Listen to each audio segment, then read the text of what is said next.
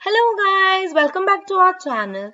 As we all know that coding has been introduced as a part of our curriculum from standard 6 onwards, so I thought why not give it a try and start teaching coding to people who have zero experience on coding or computer science for instance. Now, in this video series, we will learn coding from very basics, and as the video series progresses, we will learn more complex questions.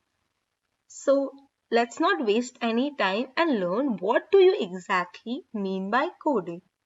Well, coding is a list of detailed instructions that is given to a computer so that the computer performs those tasks that we want it to perform. Well, for example, let's consider a robot. If we ask a robot a 10 set of instructions to be completed, it will do that for us.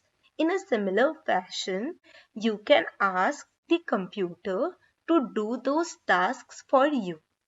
So, the next question that might come to your mind is, where exactly is coding being used? So, well, the answer is very simple. The result of coding is everywhere around you. I hope you guys must be playing some game or the other. Do you know how they have created those games? Well, the answer is very simple.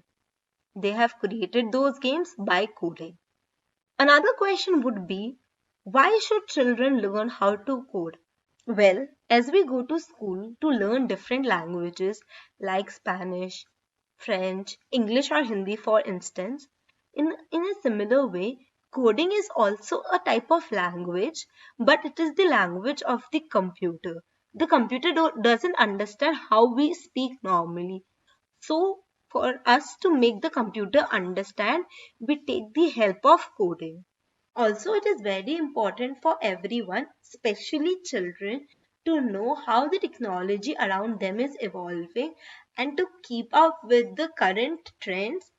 I hope I have made my point clear as to what exactly is coding, where all it is used, and why as a children or as an adult also you must learn how to code and be aware of the technology that is present all around you. So please stay tuned for the next video in which I would be teaching you how to install an IDE and how to work using that. Also, for certain viewers who do not have a laptop or a computer, I would be teaching how to use an online editor to run your code. I hope this video was really helpful. Please like, share and subscribe to my channel. It would really mean a lot. And thank you for watching. Like, share, subscribe. Press the bell icon and follow us on Instagram to get notifications for our latest videos.